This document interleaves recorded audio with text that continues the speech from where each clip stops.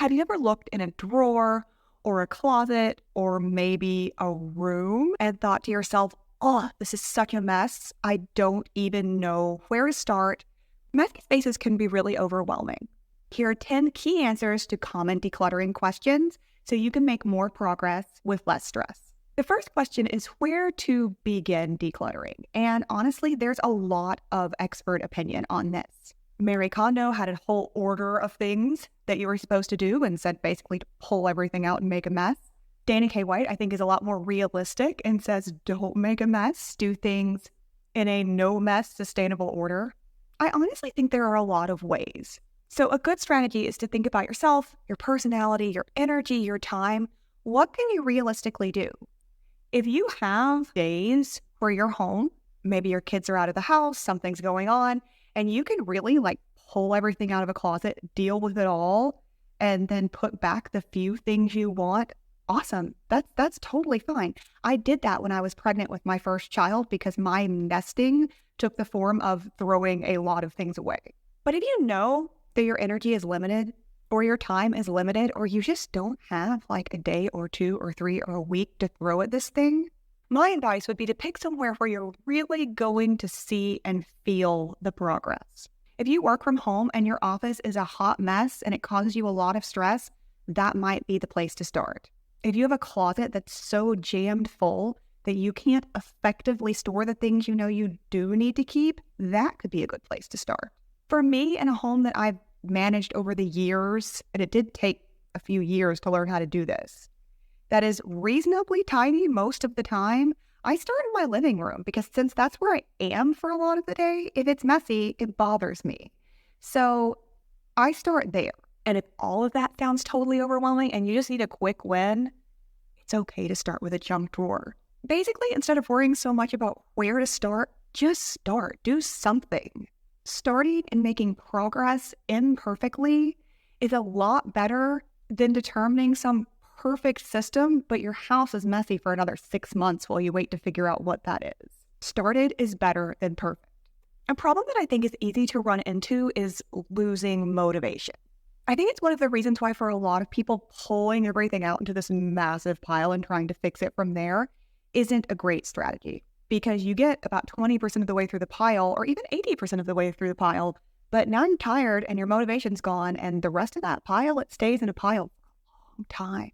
Then when you look at it, you kind of feel like you failed, and that doesn't set us up to feel great and feel motivated and continue onwards. So here's what I did to maintain motivation. Something that's important to understand about motivation is a lot of experts say that we're not motivated and then do the thing. We start doing the thing, see some results, and then we feel motivated. So first of all, start. Even if you don't feel like it, just start. And after that, think about a way that you can see progress, because this might be something that takes a while, and that's okay. I didn't do this when I was cleaning out my house originally, but I think before and after pictures could be a great idea. Something I did do that was extremely useful was keeping a list, like a tally mark sheet of discarded items. I didn't write down literally I got rid of 3 pens today, but I would just pop a tally mark on a list of what I had gotten rid of. And I would see hundreds and hundreds and hundreds of marks. And basically, unless it was I was throwing away something that was literal garbage that should have just been in the trash, obviously, everything counted. So when I got rid of my coffee table, that was a tally mark. If I got rid of a pen from a door, that was a tally mark. And eventually you will get hundreds, maybe thousands of little visual reminders. I know that sounds weird and maybe a little obsessive, but honestly, you just need that visual reminder. And I was able in the early days of cleaning out my house trade my thing that I kind of knew needed to go for the satisfaction of seeing my list of things I had gotten rid of grow. It was just this little hit of dopamine when I needed it to keep going. So if you're finding things hard, try to start, make some progress, and then remember where you started. Because even if the only progress you've made is cleaning out half of a junk drawer, that half of a junk drawer is better than it was. And if you can keep going, your whole house will be better than it was. So you're working on making your house better, but what do you do with all those sentimental items? I feel like this can be an easy place to get hung up. I used to be a very sentimental person. I'll tell you, as you make progress, you'll lose a little bit of your sentimentality in a good way. It will just become easier to part with things. And it may take several rounds with my kids' baby clothes. Oh my goodness, I had so many. And eventually I was able to go through and whittle down and whittle down. On each round of clean out, I could look at something that used to feel more precious and say, somebody else can use this. It's okay, I'll donate it. There's some stuff like the clothes they came home in the hospital and that I don't want to get rid of. I really don't. But a lot of those sweet little outfits from when they were 18 months old or 2 or 3, I can start to make peace with letting those go.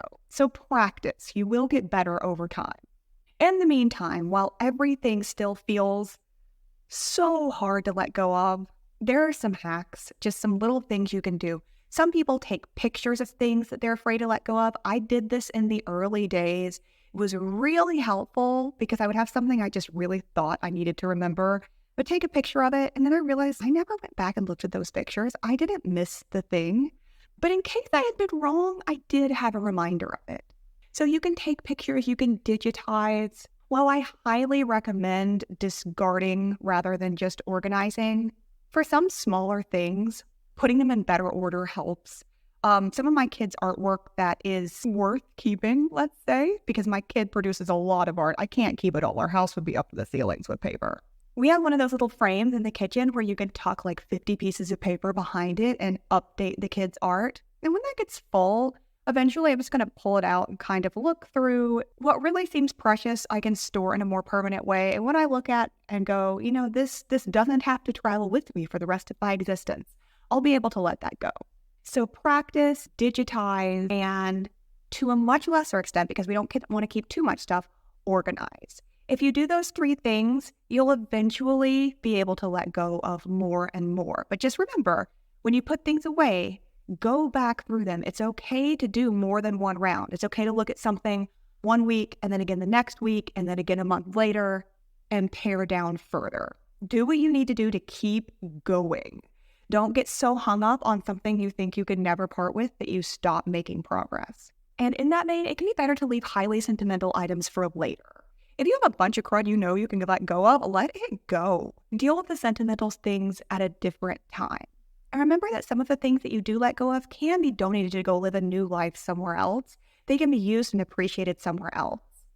And that can help you feel better about parting with something that you don't need in your home, but that's been hard to let go of. Some things are hard to let go of because we think we might need them later. So what do we do with things that we think we might need later? Honestly, just in case is a mindset that is not always your best friend. Your house can be so overrun with just in case that you don't have time or energy or space for things you actually need and enjoy on a daily basis. My closet in my old house used to be like this. I had so many just in case things. I had boxes and boxes and boxes just in case I needed to ship something. In retrospect, I didn't need that. And if I did, it's not that hard to get another box. But at that time in my life, I thought that I might need it. So why wouldn't I keep it? A good place to start is that if something's not actually in use relatively regularly, not something that saw use 5, 6, 7, 10 years ago. So you're actually using it, or you genuinely think that it is beautiful and brings you joy, it's okay to let that thing go. We did this during our move. We had so many items. We had shelving units. We had, honestly, somewhat useful furniture. Like we had this big glass desk that we hadn't used in years up in our attic.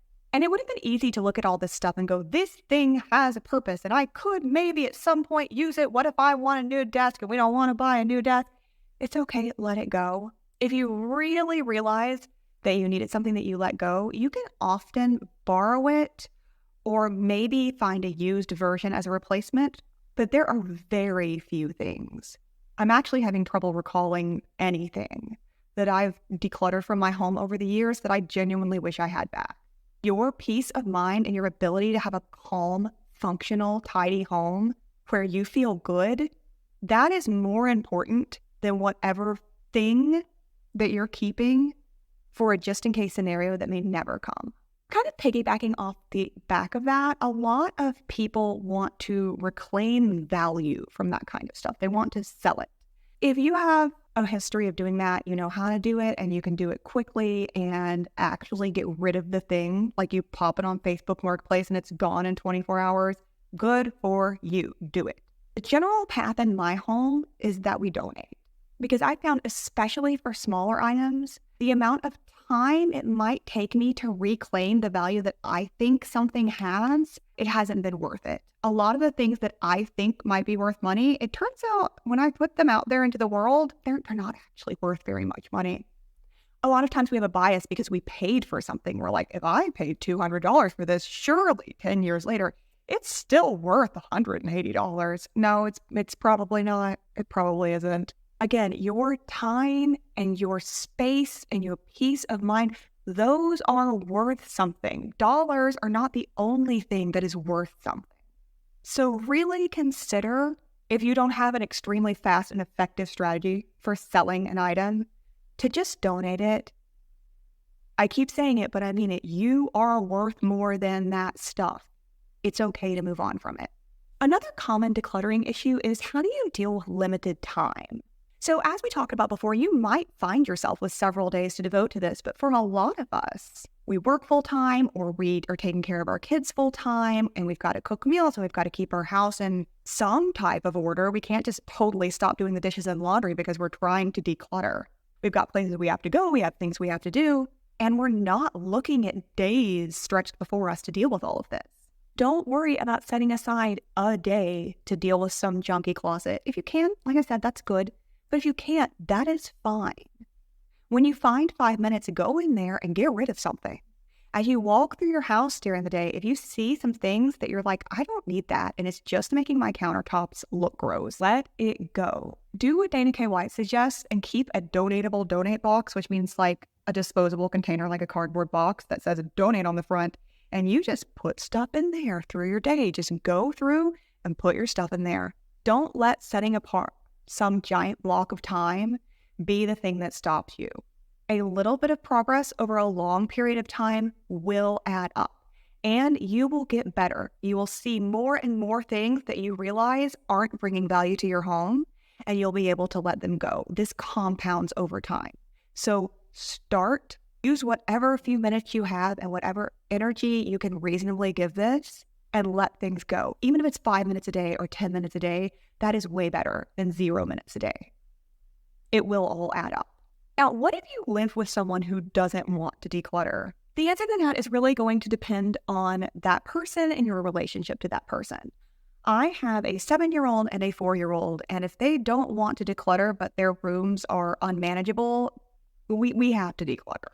I will tell you, and I know I've mentioned her more than once, but Dana K. White has a lot of great tips for people who are overwhelmed. You should go check her out. She does something called the container concept, which means that when your container, whatever that container is full, something has to go because you don't have a place to put your stuff anymore. I used that concept with my daughter to train her in cleaning her room. It was so successful.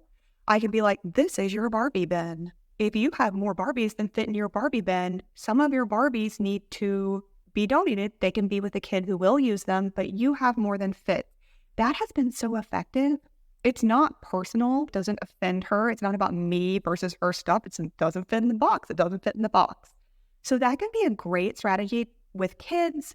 You might even be able to make that work with the adults in your life, depending on your relationship with them, because it's not about attacking them or their stuff. It's just about how much space is there. For me, my husband came around to decluttering a lot more slowly than I did. And the general advice, and I think that this is very true, is to just focus on yourself. So I cleared out more and more and more of my stuff.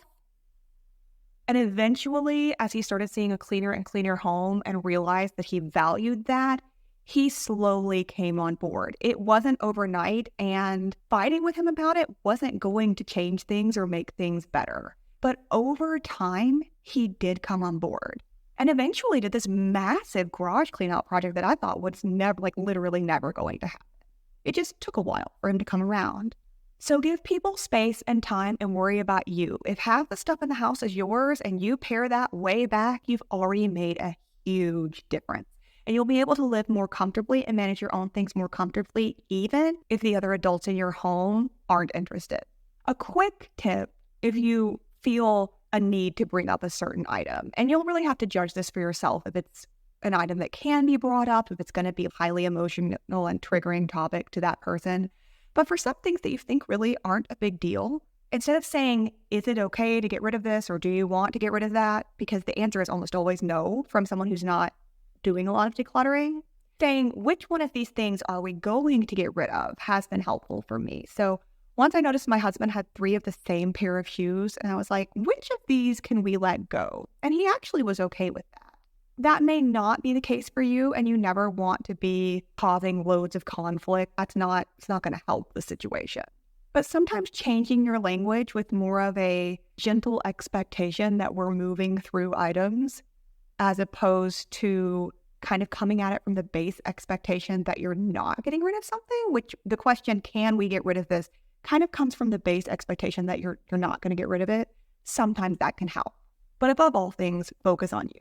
Some people, after they've worked on their home and everything is more under control, or even beforehand, they'll notice there are other areas in their life that are cluttered, like their digital space, or their phone has too many apps, or their email's out of control. While those are valid things to want to deal with at some point, I would tell you, if your physical space is out of control, don't stress about your email inbox.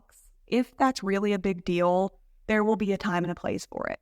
But don't get distracted with this right now while you're trying to deal with your home. Get your physical space more comfortable, and then you'll see if your digital life even really needs that much attention. Finally, once your house is calm and comfortable, how do you keep it that way?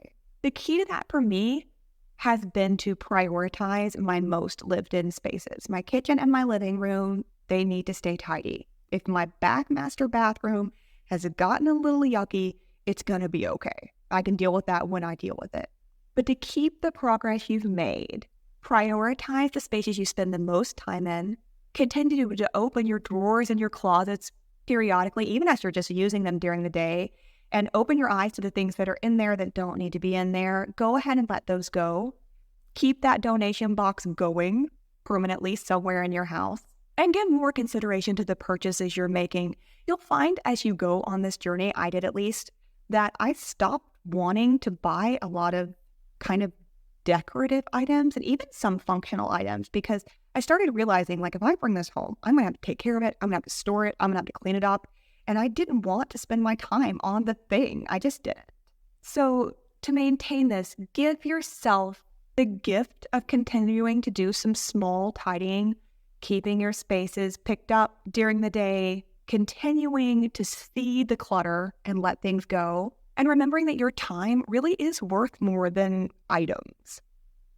And if you think about it that way, you'll bring in less and you'll continue to be able to let go, and your home will either continue to improve or at least stay in that equilibrium where you've come to find a calm and happy space. If you have any other tips that might help somebody out, please leave them in the comments below and watch this video next.